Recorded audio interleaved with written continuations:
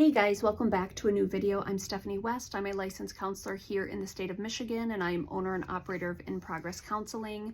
Today we're going to wonder if our words and our micro expressions and our emotions are matching.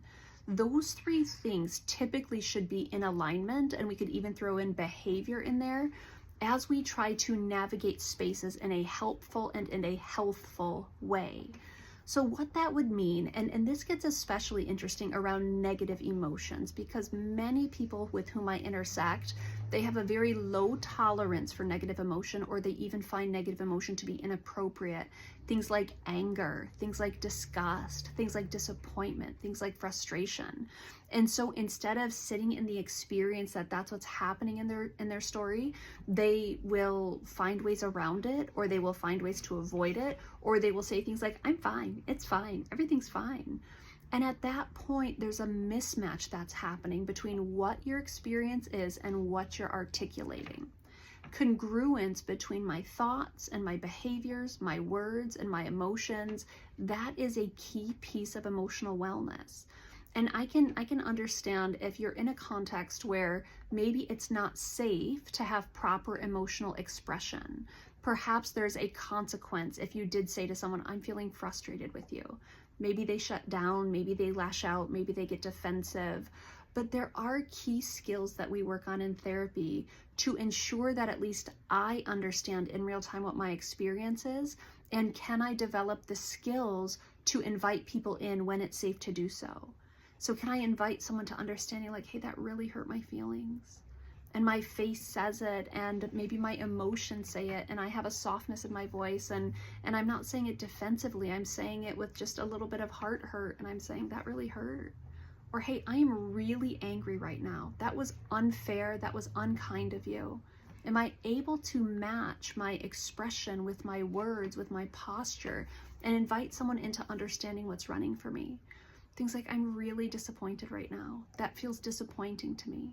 Or things like, I'm so frustrated. If one more thing goes wrong, I'm actually going to blow my top, right?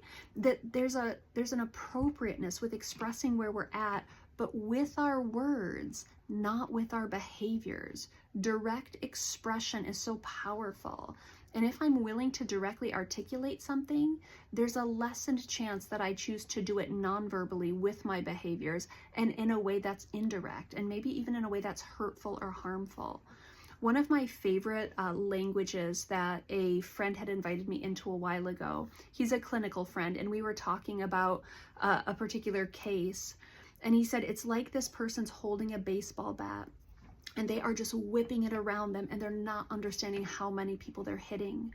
And they were talking about someone who was using very passive-aggressive mannerisms in their relationship. And I love that idea, because non-direct communication can turn into very hurtful and very harmful behaviors potentially. But in therapy and in healthful relationships, we can learn how to match my affect and my words and my emotions and my thoughts and my behaviors. All of that can be in a well thought out, cohesive, coherent demonstration. If you're not sure how to express things clearly, express things more directly, those are buildable skills that we often work on in the Therapeutic Alliance. I want to invite you into that today. Is that something that's a struggle for you? Is it hard to say, hey, I'm really frustrated right now? Or honestly, I'm upset? Or hey, that's not something that's okay by me. If I'm not able to express it directly, and maybe I'm expressing it indirectly by retreat or shutdown or withdrawal or passive aggressiveness, we can build skills, because direct communication is a gift, and it's helpful, and it's quite healthy to be able to say what you mean what you say, and speak it in a way that others are at least invited into understanding.